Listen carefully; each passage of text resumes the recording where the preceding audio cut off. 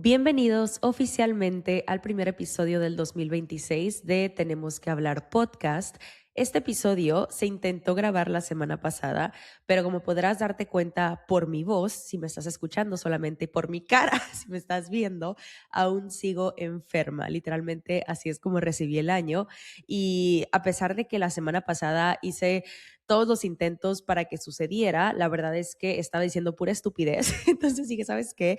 Para hacerle un favor al mundo, no voy a poner episodio esta semana y a pesar de que aún no estoy a un 100%, de nuevo, escucha mi voz, sigo llena de mocos y mi energía sí está un poquito en los niveles más bajos. Dije, ¿sabes qué?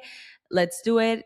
Ahora sí que vamos a arrancar independientemente de que las condiciones no sean perfectas, porque tengo un episodio súper, súper juicy, específicamente para todas las mujeres y no necesariamente que los hombres no pueden escuchar este episodio, pero creo que las que le van a sacar mayor provecho, ya que voy a dar herramientas aplicables y prácticas, van a ser principalmente las mujeres.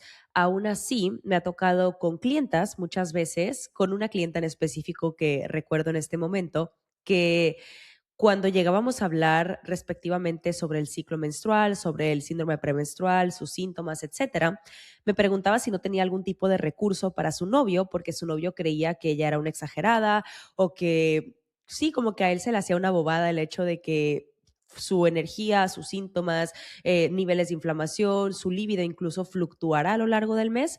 Entonces, creo que independientemente de que el episodio esté más que nada dirigido a todas las mujeres que escuchan este podcast. Creo que si tú tienes una pareja, tienes un novio que quieres que se adentre un poco más a este mundo y que tal vez tenga las herramientas para comprender qué es lo que pasa con tu cuerpo, con tu fisiología, con tu biología cada mes, pues este es el episodio perfecto que se lo puedes enviar.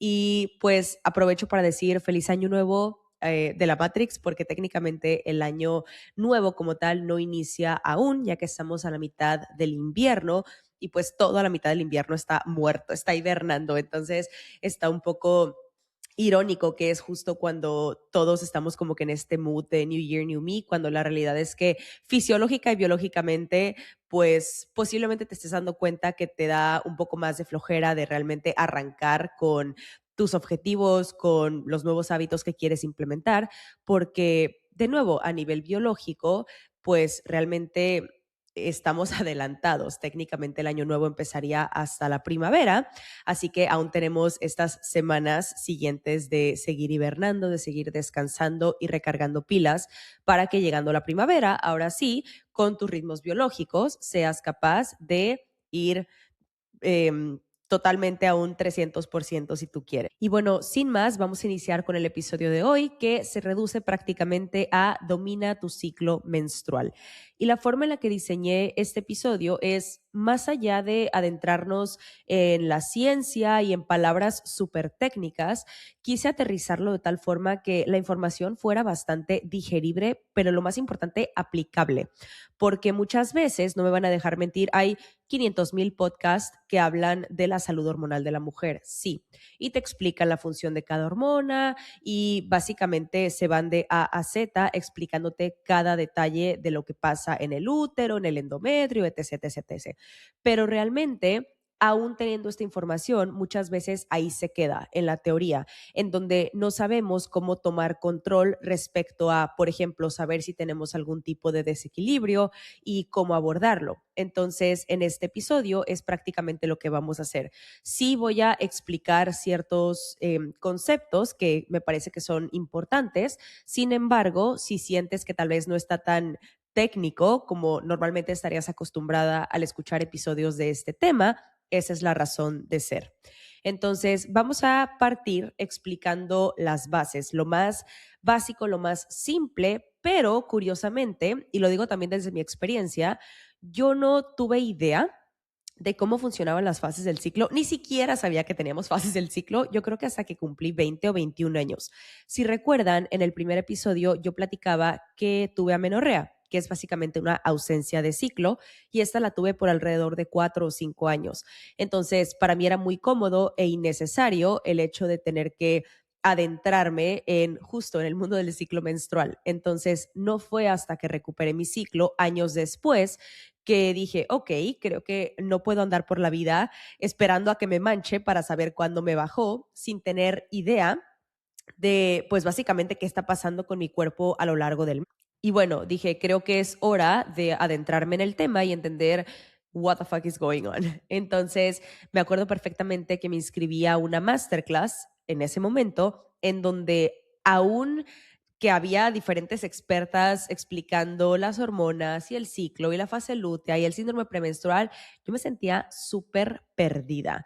Entonces, si tú eres alguien que incluso hasta el día de hoy, sin importar la edad que tengas, no tienes ni puta idea en qué fase del ciclo estás, ni sabías que había fases, ni tenías idea que había formas de trabajar con tu biología a lo largo del mes de distintas maneras, no te sientas mal porque a mí en lo personal me tomó bastante tiempo entenderlo al nivel que hoy lo entiendo. Y el punto del episodio es que justamente te brinde todas estas herramientas y toda esta información desde un lugar más accesible y entendible. Entonces, habiendo dicho esto, ahora sí vamos a partir desde las bases, que es conocer las 4 fases de nuestro ciclo. Existen 2 maneras de cómo normalmente se explican.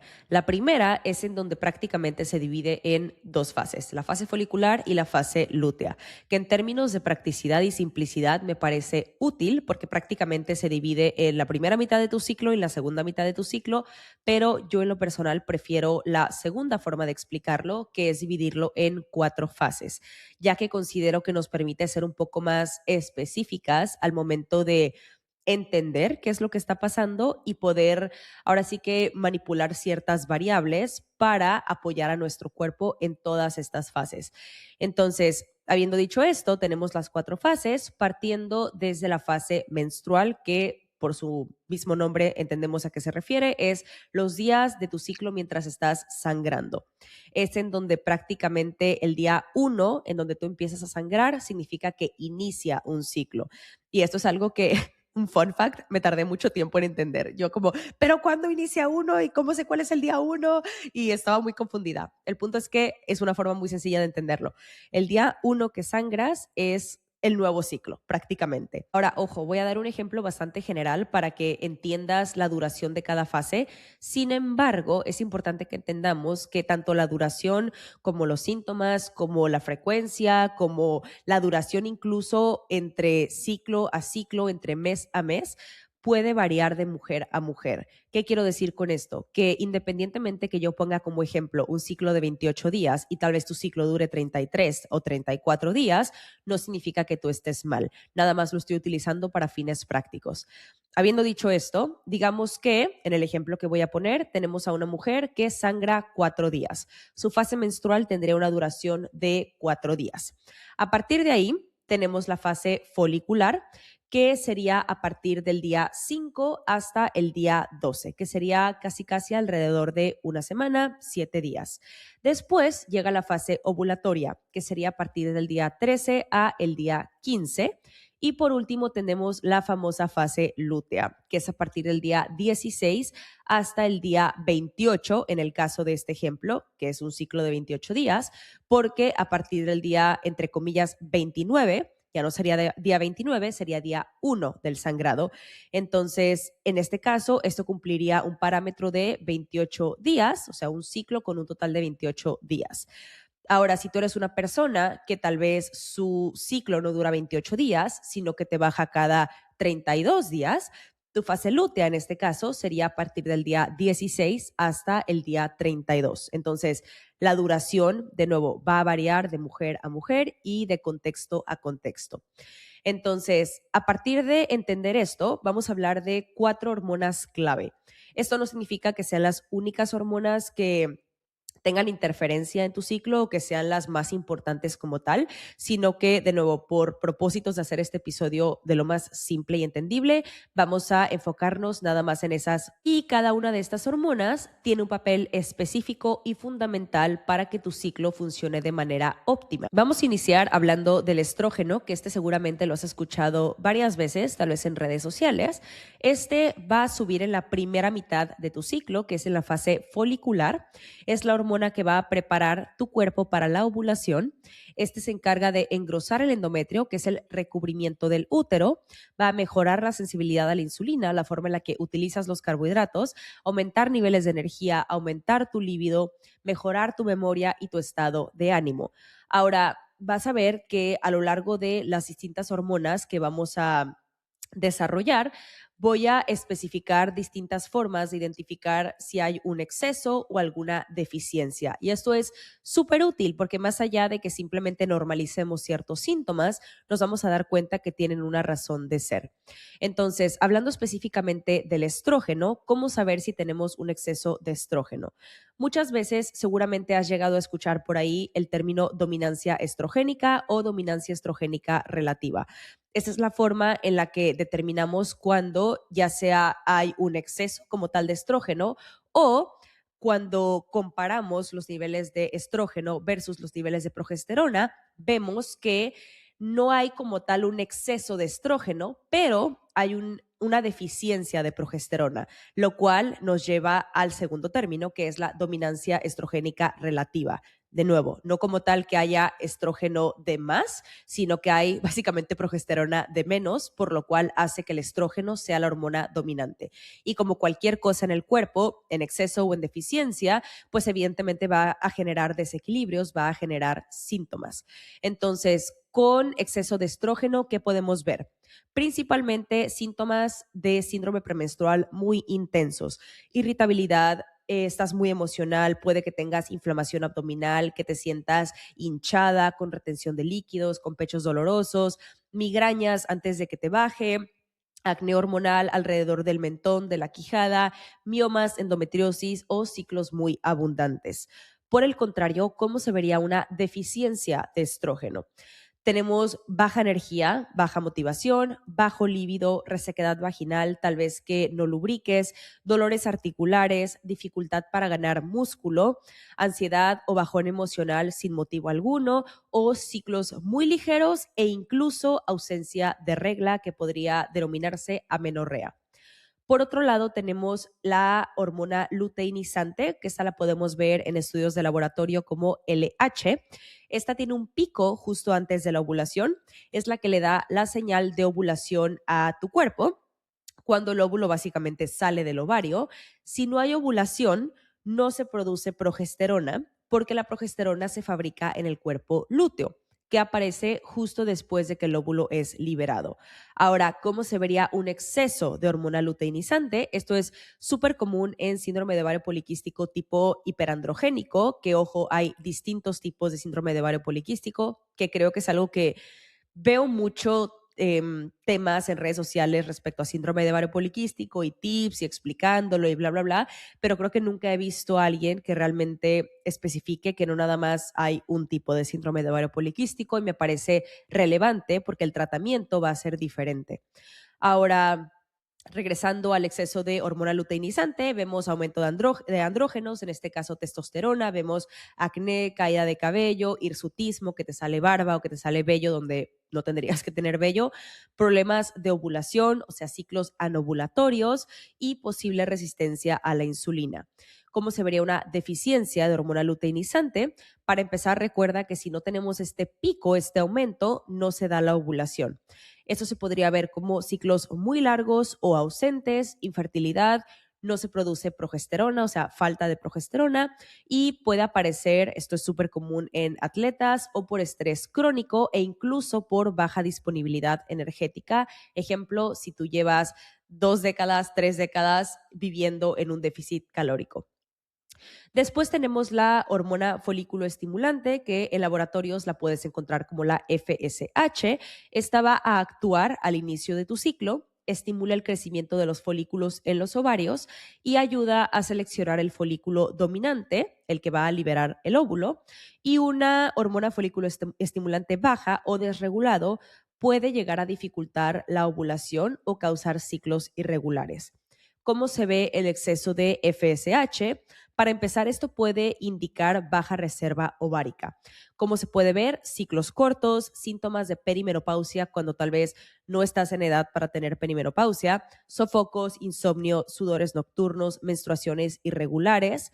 y una deficiencia de FSH, en donde, para empezar, vemos que no se desarrollan folículos, no hay ovulación, podemos ver ciclos ausentes, de nuevo, amenorrea, infertilidad y bajo estrógeno y progesterona, que llevándome a hace unos años, cuando yo perdí mi ciclo menstrual, es casi para mí era check, check, check, todas las anteriores. Por último, tenemos la progesterona, que esta me encantaría que le diéramos un poco más de seriedad a entender el papel y el rol que desempeña para que nuestro ciclo menstrual deje de ser algo miserable. Con esto no quiero decir que sea la hormona más importante en lo absoluto. De nuevo, todas necesitan estar en un nivel óptimo para que el ciclo funcione de manera correcta.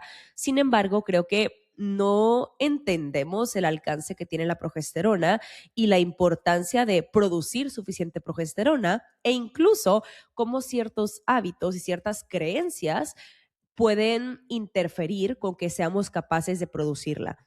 Entonces, la progesterona domina en la segunda mitad de tu ciclo, que es en tu fase lútea. Esta se produce solo si hubo ovulación, se encarga de calmar el sistema nervioso, de mejorar el sueño, la tolerancia al estrés, y algo importante es que el cortisol y la progesterona son opuestos. ¿Qué quiere decir esto? Que si en tu fase lútea, digamos que tú estás pasando por un proceso altamente estresante, digamos que estás sobreentrenando, que estás en un déficit calórico agresivo, que estás pasando por un breakup, que tal vez tienes demasiado estrés a nivel laboral, evidentemente esto va a necesitar cortisol para poder sostenerse, para poder sobrellevarse. Por ende, tu cuerpo va a tomar esta señal de este pico de cortisol o este exceso de cortisol como que no estás en una posición óptima para reproducirte. Por ende, no le ve el sentido de producir suficiente progesterona, ya que la prioridad no va a ser la reproducción, sino la supervivencia. Entonces, cuando entendemos esto, nos damos cuenta que más allá de que seamos débiles o que seamos flojas en nuestra fase lútea o que pongamos pretextos, realmente hay una base fisiológica del por qué es necesario estar más como en este mood de slowing down cuando es tu fase lútea, en lugar de tratar de permanecer con los mismos ritmos, con la misma intensidad que como en cualquier otra fase. También eso se encarga de mantener el endometrio si hay un embarazo, regula el estrógeno para que no se dispare, y si no ovulas, no vas a producir suficiente progesterona, lo cual puede generar ansiedad, insomnio antes de que te baje, sensibilidad emocional, síndrome premenstrual fuerte, sangrados irregulares o infertilidad. ¿Cómo se vería un exceso de progesterona? Esto es muy raro, pero sí puede llegar a pasar, principalmente con terapia de reemplazo hormonal mal dosificada. Se podría ver como somnolencia constante, mareos, retención de líquidos y sensibilidad emocional. Creo que yo a lo largo de mi carrera nunca he visto a una persona que presente tales síntomas, y mucho menos que se presente en laboratorios que en efecto hay un exceso de progesterona. Sin embargo, de nuevo, puede pasar. Por el contrario, todo el tiempo, o sea, creo que cada laboratorio que yo veo de mujeres desde 20 hasta 40 años, puedo ver siempre una deficiencia de progesterona, y yo esto lo bauticé como el síndrome de la mujer moderna, en donde casi siempre es como un resultado común que yo veo en mujeres que son super high achievers. A ver, o sea, para empezar yo, para empezar yo, o sea, es algo que me ha costado mucho tiempo trabajar, porque justo, o sea, llevé a mi cuerpo al límite por tantos años que me ha tomado bastante tiempo y trabajo el deshacer todo ese daño para que mi cuerpo tenga la capacidad de sentirse a salvo de nuevo. Entonces, esto es súper común y lo veo todo el tiempo, y esa es la razón por la que un porcentaje bastante elevado de mujeres andan por la vida con síndrome premenstrual severo. ¿Y cómo se ve la deficiencia de progesterona? Ansiedad, insomnio, sobre todo antes de la fase menstrual, que tengas como pensamientos intrusivos, que sientas ganas de hacer cosas muy locas antes de que te vaya a bajar, fases lúteas muy cortas, que en lugar de que duren tus 2 semanas, tal vez menos de 10 días, manchados antes de la menstruación, tal vez que en tu fase ovulatoria ya empieces a manchar, o incluso a lo largo de tu fase lútea, dolor de senos, síntomas de síndrome premenstrual más intensos. De nuevo, están muy similares a cómo se ve el exceso de estrógeno, y aquí hay riesgo de aborto en embarazo temprano. Ahora, ¿cómo saber si no ovulas? ovulas. Y ojo, independientemente de que tú seas una persona que tal vez no quiere tener hijos, ovular no nada más se trata de la fertilidad o de la reproducción, sino realmente ovular es salud. La ovulación es la manera de asegurarte de que tu cuerpo está funcionando en equilibrio y produciendo las hormonas que te mantienen fuerte, joven y protegida. Y hay distintas formas de identificarlo. Específicamente, yo voy a hablar de algunos signos físicos y también algunas formas prácticas, como lo es con pruebas de laboratorio, en donde puedes determinar si este es tu caso, ya sea que ovules o que no estés ovulando. Principalmente a nivel físico, que podemos ver ausencia de moco fértil, el cual debería de ser en tu fase ovulatoria, claro, elástico, abundante, con la consistencia de clara de huevo. Vemos también cambios de energía y cambios de ánimo sin un patrón cíclico como tal y síntomas hormonales persistentes. Esto es señales de que no estás ovulando, que hay acné, hay retención de líquidos, hay dolor de senos. ¿Y qué pruebas de laboratorio te podrías hacer para confirmarlo? Progesterona en fase lútea media, idealmente quieres que sea del día 19 al día 21 de tu ciclo y quieres observar tanto niveles de progesterona como los niveles de hormona luteinizante y la hormona folículo estimulante. Hay otra herramienta que es el medir tu temperatura basal corporal, que básicamente es la temperatura más baja que tu cuerpo alcanza en reposo, normalmente al despertarte, idealmente que sea después de una noche de 7 u 8 horas de sueño continuo. Y en un ciclo con ovulación, la progesterona que se produce después de liberar el óvulo va a elevar ligeramente la temperatura, alrededor de 0.3 a 0.5 grados Celsius, y se va a mantener así hasta la menstruación. ¿Cómo medirla? Primero, queremos conseguir un termómetro basal, porque es más preciso que un termómetro normal, porque va a medir con 2 decimales. Puede ser digital o puede ser de mercurio.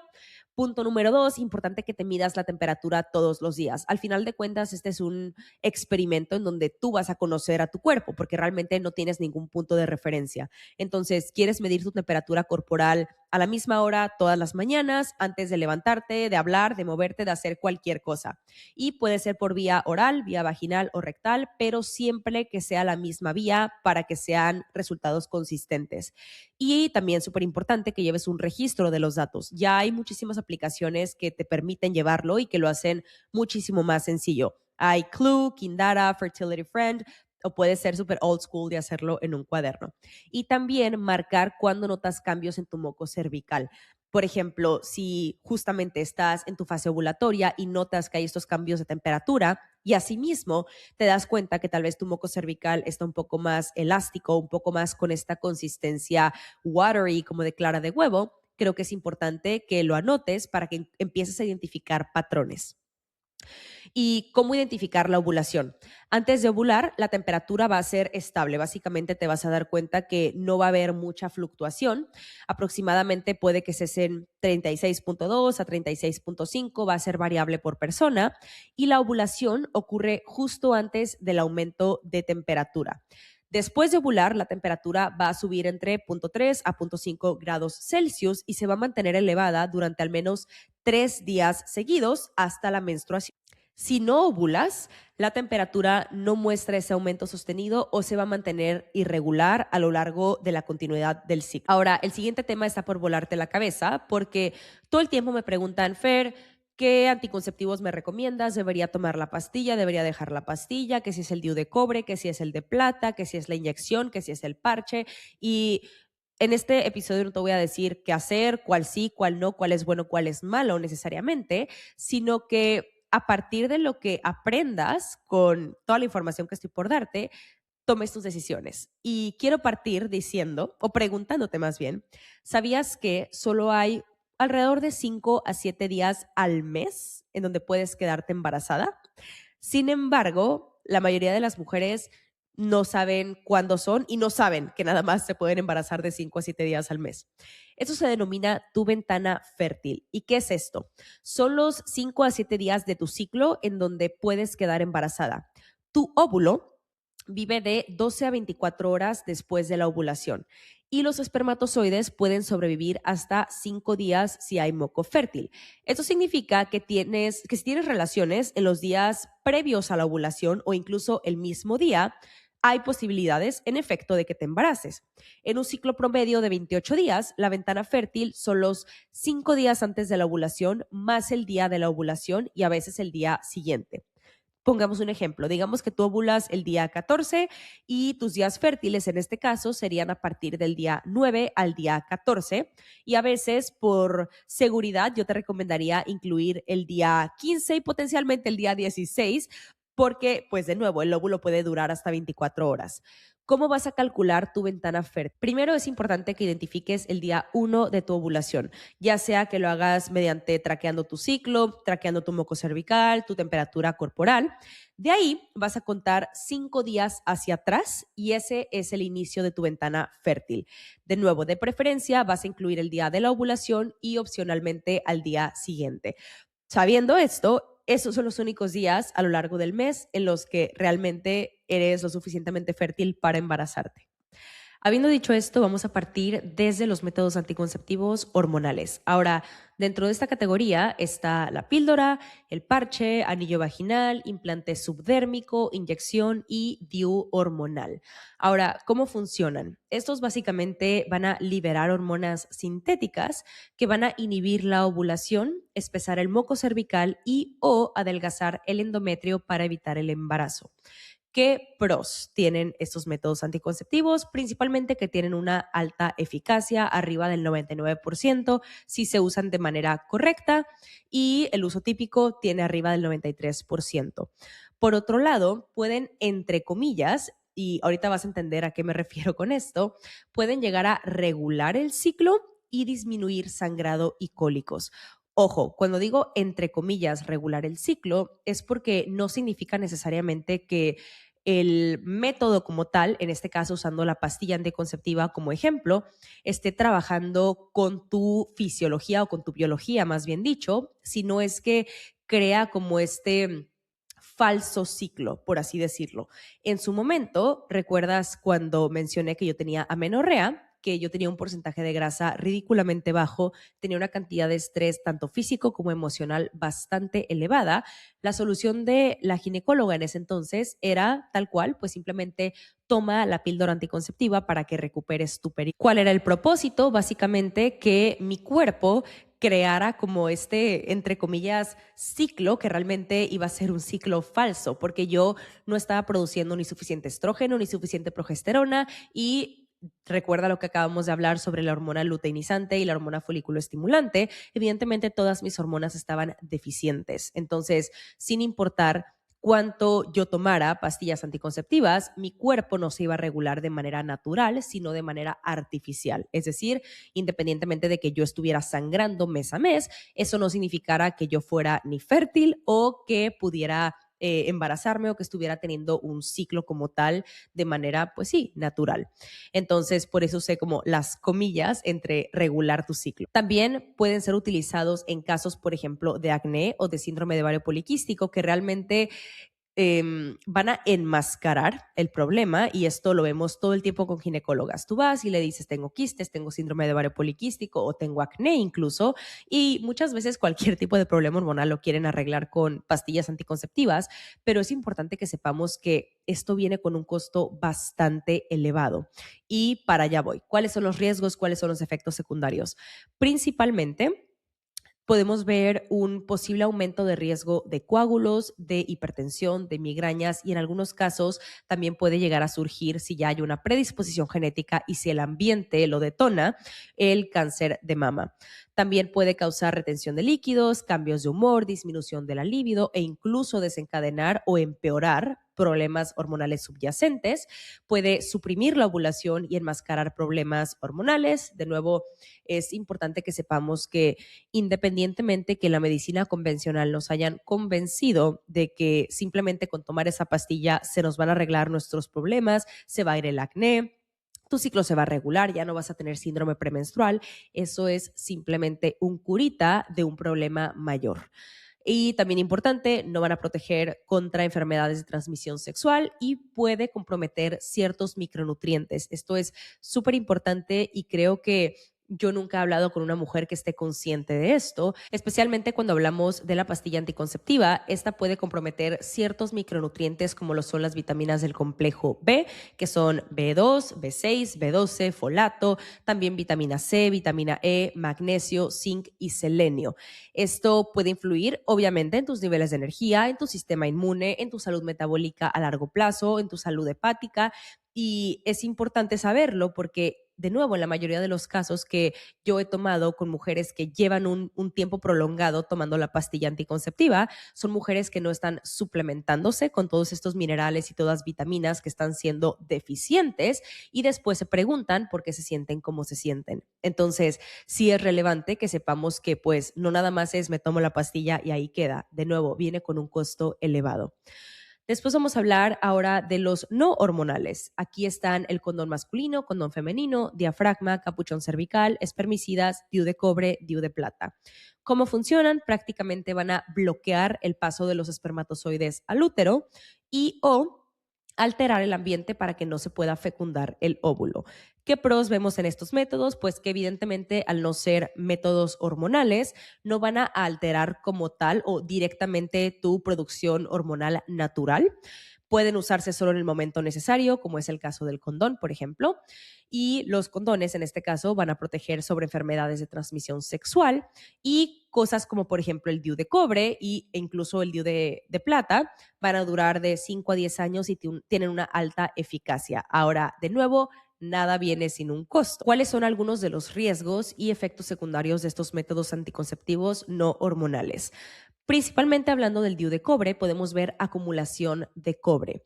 En mujeres con predisposición o desintoxicación comprometida, que esto es súper común en la mujer moderna, no por nada vivimos con acné, con ansiedad, con depresión, con inflamación, la exposición crónica puede empeorar y contribuir síntomas como fatiga, migrañas, cambios de humor, problemas digestivos e incluso problemas de la piel.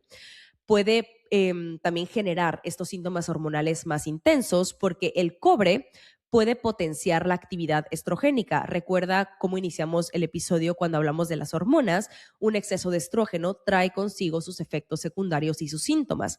Entonces, al tener el cobre dentro de nuestro cuerpo potenciando esta actividad estrogénica. ¿Esto qué significa? Que básicamente nos hace más propensas a tener esta dominancia de estrógeno, lo cual se va a traducir en síndrome premenstrual severo, endometriosis o migrañas hormonales. También el cobre puede generar o empeorar la inflamación sistémica. De nuevo, un porcentaje muy elevado de mujeres, y no nada más de mujeres, de hombres hoy en día, vivimos constantemente con inflamación sistémica, dado a la cantidad de toxinas, dado a la cantidad de hormonas, incluso que estamos consumiendo con nuestros alimentos, a también la calidad tan pobre del suelo que hoy en día tenemos. Entonces, la respuesta local que genera el DIU puede añadir más a esa carga inflamatoria, agravando al sistema inmune, especialmente donde ya vemos casos de inflamación crónica, autoinmunidad o problemas intestinales, por ejemplo, colitis o síndrome de colon irritable. ¿Qué hay del DIU de plata? Ventajas principales, podemos ver que, de nuevo, eficacia muy alta por encima del 99%, similar al DIU de cobre y otros métodos que también son reversibles. Y la presencia de plata va a tener menos inflamación local, por lo que puede ser más tolerables en mujeres que son sensibles al cobre puro. Sin embargo, creo que es importante que sepamos, aún así, que traemos un metal en el cuerpo. Creo que no necesitamos estudios que nos muestren algo que nuestro sentido común y nuestra biología nos está gritando, que es evidentemente no nacimos con un metal en el útero. Entonces, el hecho de que el día de mañana tú decidas traer por 10 años un metal en el útero, evidentemente va a traer sus efectos secundarios. Dentro de ellos, ¿qué podemos encontrar? De nuevo, aunque la plata es muy útil para evitar infecciones, no va a eliminar del todo la inflamación uterina, porque esa es básicamente la base del funcionamiento del DIU. Ahora, en medicina funcional es imposible, es importante que consideremos que Esto puede alterar el equilibrio mineral, por ejemplo, de cobre y zinc, puede afectar hormonas y posiblemente contribuir a síntomas como fatiga, igual cambios de humor, inflamación sistémica, especialmente si ya traemos arrastrando algún otro tipo de desequilibrio o inflamación en el cuerpo. Igual que los otros DIU, puede provocar contracciones, síndrome premenstrual muy fuerte, cólicos o sangrados irregulares en los primeros meses. En lo personal, te voy a contar un poquito de mi anécdota y mi experiencia con el DIU de cobre específicamente, en donde justamente yo no quería ningún tipo de método anticonceptivo hormonal, por ende acudí al DIU de cobre. Sin embargo, eso trajo consigo muchas deficiencias nutricionales. ¿Qué es lo que pasó? Yo tenía síntomas principalmente cognitivos severos, entre ellos ansiedad, depresión, brain fog, y a la par con esto, cada mes yo sufría de una manera terrible cuando normalmente mis periodos no eran dolorosos. Cada que yo tenía mi periodo, y esto es, duré con el DIU alrededor de 6, 8 meses, en donde nunca se quitó este dolor tan intenso que yo sufría cada mes.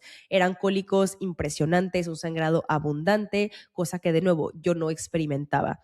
Se me empezó a caer el cabello y no fue hasta que di con un examen que se llama HTMA test, que de nuevo no lo considero crucial cuando utilizamos el sentido común de, ok, creo que el saber que voy a meter un metal en mi cuerpo va a traer sus efectos secundarios, pero en mi caso creo que no hice el suficiente research para realmente tomar esa decisión desde un lugar más informado y simplemente me fui por la tangente de, bueno, no es hormonal, no pasa nada. Entonces, claro que siendo una persona, en mi caso, que tengo Hashimoto, que tengo hipotiroidismo, evidentemente esto fue la gota que derramó el vaso, en donde la cantidad de cobre que este dispositivo estaba expulsando en mi cuerpo realmente me llevó a una no podría decir la intoxicación por cobre, pero realmente a un exceso de cobre, el cual estaba interfiriendo con mis minerales y evidentemente con otros procesos tanto metabólicos como hormonales, y sacármelo, quitármelo fue de las mejores decisiones que he tomado. Desde ahí mis ciclos se regularon de tal forma que ya no son ni cerca de dolorosos como eran en ese momento. Ahora, tú podrás decir, perfecto, Fer, me estás diciendo que hay efectos secundarios tanto en hormonales como en no hormonales, entonces, ¿qué coño hago? Y vamos a hablar de algo que se llama método de reconocimiento de la fertilidad. Esto es básicamente utilizar la herramienta que acabas de aprender de determinar cuáles son tus días fértiles y en base a eso poder determinar cuántos días del mes y qué días del mes puedes tener relaciones sin correr el riesgo a embarazarte. ¿Cómo funciona? Básicamente es identificar los días fértiles del ciclo para evitar relaciones sin protección en ese periodo. ¿Cuáles son los pros? Que evidentemente no hay hormonas, no hay artefactos, no hay absolutamente nada que metas a tu cuerpo y esto pues, ¿qué pasa? No va a traer ningún tipo de efecto secundario. Y esto también puede combinarse con otros métodos en días fértiles. Riesgos y efectos secundarios que podemos ver con este método: tiene una eficacia alta al ser bien aplicada, desde un 95 hasta un 98%, y baja a un 77 a 80% cuando no está bien aplicada. Y cuáles son otras de las consecuencias o de estos cons, por así decirlo, que requiere disciplina diaria, requiere que constantemente estés atenta al tracking de, ok, ¿cómo va mi moco cervical? ¿Cómo va mi temperatura basal? Y que puedas tener toda esta información para que a partir de ahí puedas tomar decisiones con exactitud. Y es menos preciso en ciclos irregulares. Si tú eres una persona que un mes tu ciclo te dura 28 días, el siguiente mes te dura 47, evidentemente no va a ser un método confiable. De igual forma, no va a ser confiable tanto en el posparto como en la lactancia y evidentemente no te va a proteger contra enfermedades de transmisión sexual. Ahora, ¿qué pasa si tú estás en esa posición en donde tienes ciclos irregulares? Esta vez te bajó cada 28 días, pero después tardaste 67 días en que te volviera a bajar. ¿Qué es lo que puedes hacer? ¿Qué método anticonceptivo puedes utilizar? Primero que nada, creo que es importante que actuemos un poco como adultos y reconozcamos que potencialmente la prioridad en un caso como el tuyo sería identificar qué es lo que está generando que tengas esos ciclos irregulares. Ahora, no va a ser lo más nice que me escuches decir y tal vez no estés de acuerdo conmigo, pero es como poner esta analogía de una persona, una mujer estreñida que se le cae el pelo, que tiene insomnio y que no tiene energía, pero que dice yo quiero bajar de peso, ¿cuánto cardio hago? Entonces, esto no significa que te vuelvas monja y que no tengas relaciones, no. Puedes implementar los anticonceptivos no hormonales, como lo es el condón en este caso, mientras enfocas tu energía en realmente encontrar la razón por la cual estás teniendo esos periodos irregulares, ver qué hay a nivel subyacente tal vez en tus hormonas y a partir de ahí, una vez regulada, posiblemente incorporar este método anticonceptivo en donde ya va a ser mucho más eficaz. Con este método, cuando se aplica correctamente, sí es posible tener eyaculación interna en los días no fértiles sin otro anticonceptivo, porque en esos días la probabilidad de embarazo es prácticamente nula.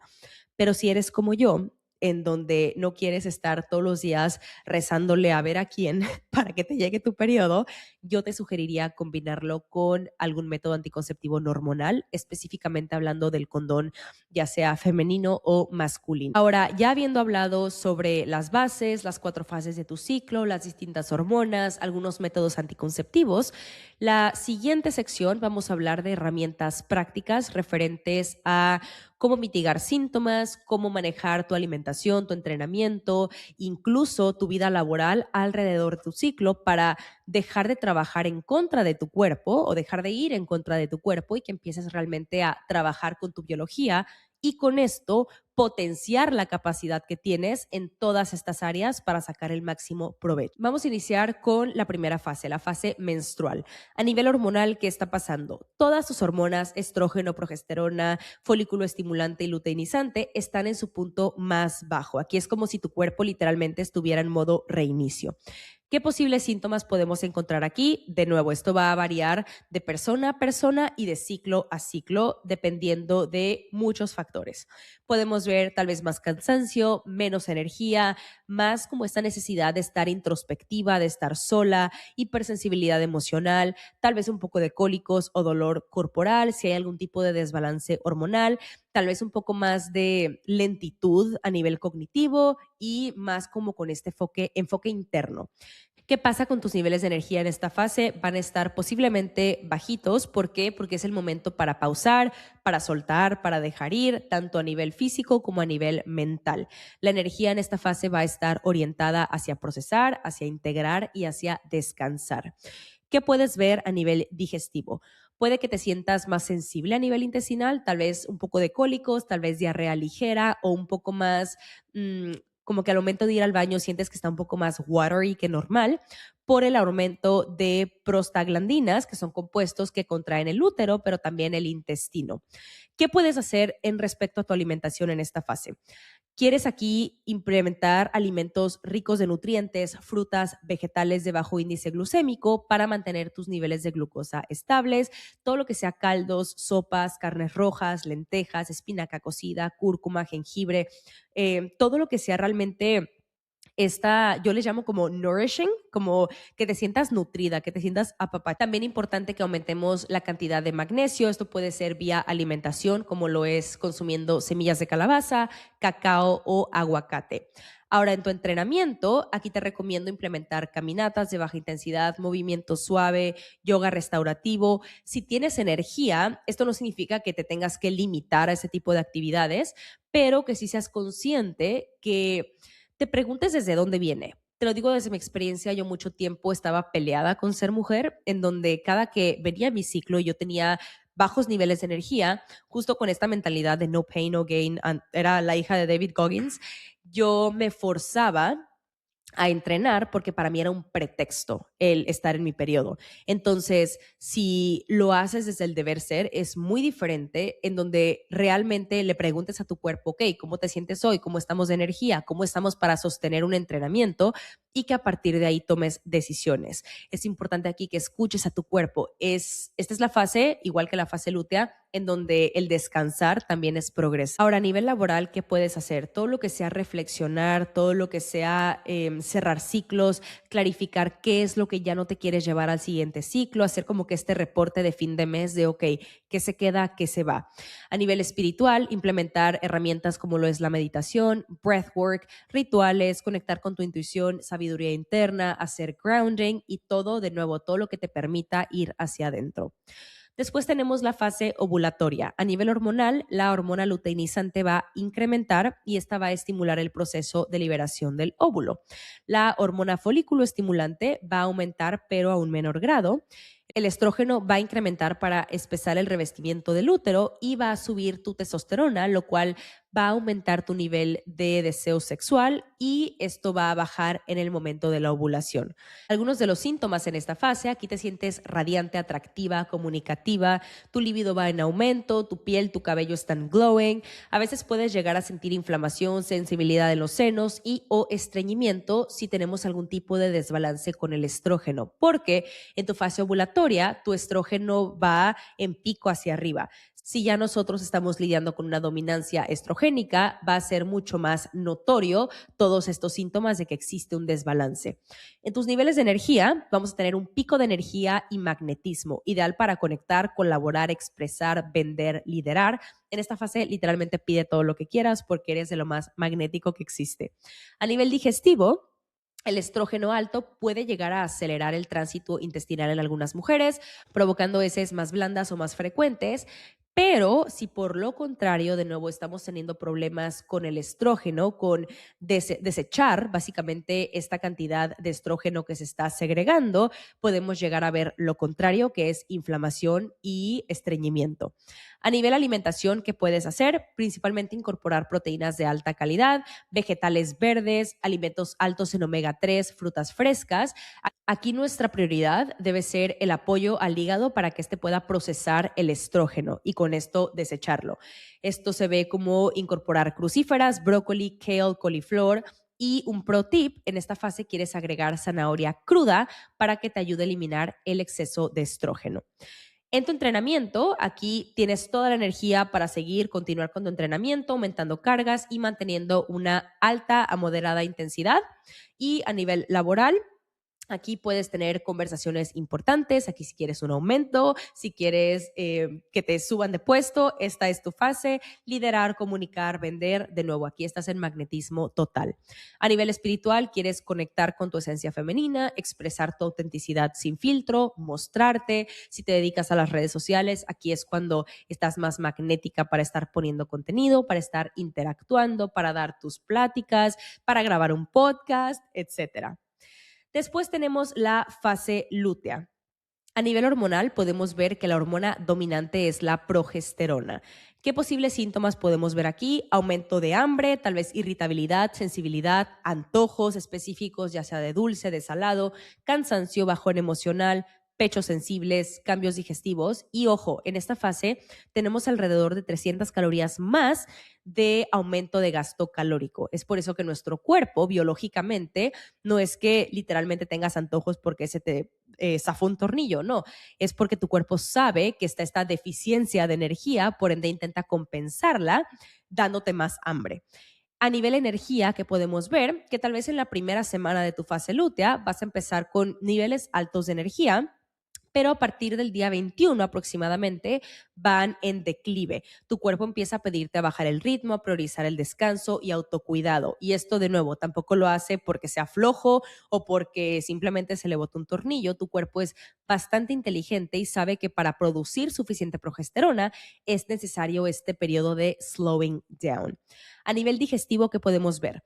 La progesterona relaja el músculo liso, lo cual puede enlentecer el tránsito. Esto puede llegar a generar estreñimiento, sensación de inflamación y retención de líquido. Es por eso que, como yo hago fitness coaching, al momento de pedir, por ejemplo, fotos de progreso, medidas, peso, jamás lo voy a hacer en fase lútea, o tal vez no voy a darle la misma relevancia que tal vez en fase ovulatoria o en fase folicular, porque yo sé que el cuerpo está reteniendo líquidos. Entonces, si tú estás basando tu progreso alrededor del día 21 al 28 o hasta el día que te baje, posiblemente te desmotives porque te vas a dar cuenta que tal vez te sientes más inflamada de lo normal, tal vez sientes que no estás avanzando, pero esto nada más es por ese pequeño periodo de tiempo en donde tu cuerpo básicamente está priorizando el descanso y la producción de progesterona más allá del progreso a nivel físico y la pérdida de grasa.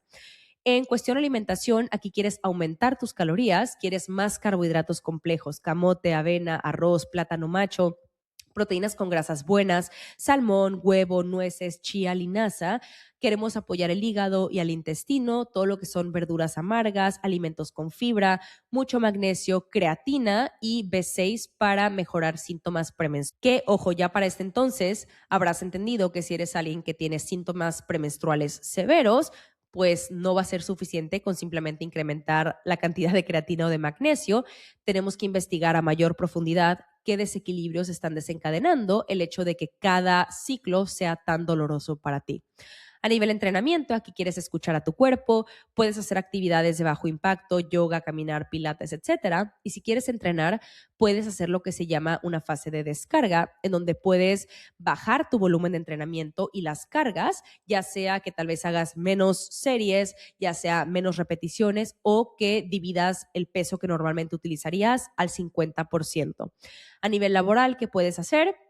Igual que o muy similar a tu fase menstrual, revisar qué funciona en el mes, no tomar decisiones impulsivas si hay sensibilidad. Luego veo memes, ¿no? Como este mes casi corto a mi novio, renunció de mi trabajo y me cambió de carrera. Esto es como muy común que llegue a surgir en tu fase lútea. Sin embargo, trata de no tomar decisiones impulsivas. Y por otro lado, a nivel espiritual, conectar con emociones profundas, escribir, soltar, igual rituales de cierre. Ahora, súper importante que muchas veces cuando tenemos como estos síntomas premenstruales severos, principalmente a nivel emocional, todo lo que es tal vez mucha irritabilidad, que queremos estar llorando todo el día, que estamos enojadas, que estamos muy tristes, creemos que es una falla de la Matrix y que simplemente nuestro cuerpo se volvió loco y decidió tal cual volverse loco en fase lútea. Cuando considero que muchas veces en tu fase lútea es que tu cuerpo simplemente está iluminando lo que reside dentro de ti y que tal vez has sido incapaz de ver durante otras fases. No quiere decir que nada más en fase lútea como tal estés irritable o estés cansada o estés triste. Puede que simplemente lo vengas arrastrando y se te está mostrando en tu fase lútea. Entonces puede ser más allá de una maldición, como normalmente lo vemos, como esta forma de identificar, ok, a qué emociones realmente no les estoy abriendo la puerta, no me estoy dando el tiempo de sentir y de integrar. Por otro lado, quiero que también te lleves eso. Cada ciclo, específicamente cuando hablamos de fase lútea, fase menstrual incluso, es como si fuera este report card de cómo estuvieron tanto nuestros hábitos como nuestra alimentación, nuestro entrenamiento, nuestro manejo de estrés a lo largo de las otras fases. ¿Qué quiere decir esto? Que lo que nosotros vemos como síndrome premenstrual en tu fase lútea no es como tal algo que nada más corresponde a la fase lútea, sino es la consecuencia de lo que hice en mi fase folicular, mi fase ovulatoria e incluso del ciclo anterior.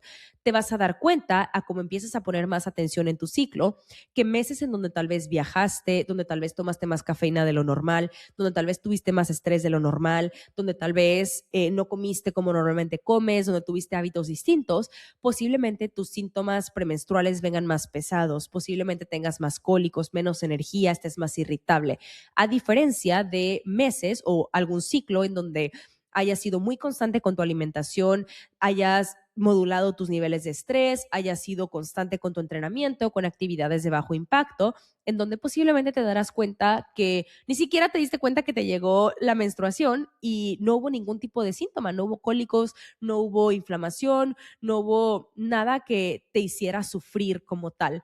Entonces, al saber esto, realmente es súper poderoso porque nos empodera a que más allá de ser una esclava, una víctima de todos los síntomas que vengan a lo largo de mis ciclos, en nosotros está que nuestros ciclos dejen de ser tan dolorosos y dejen de ser algo que maldigamos cada mes. Entonces, habiendo dicho esto, ¿qué puedes hacer con toda esta información? O sea, a partir de hoy, perfecto, ya sé sobre estas hormonas, ya sé sobre la alimentación, cómo empiezo, cómo lo hago aún más simple, aún más práctico. Primero, súper importante, empieza a observar tu ciclo. Registra tus días, cambios en tu moco cervical, temperatura basal o incluso empieza a traquear tu ciclo. Puedes utilizar alguna aplicación, algún cuaderno incluso y empieza a identificar patrones, como que empieza a conocerlo.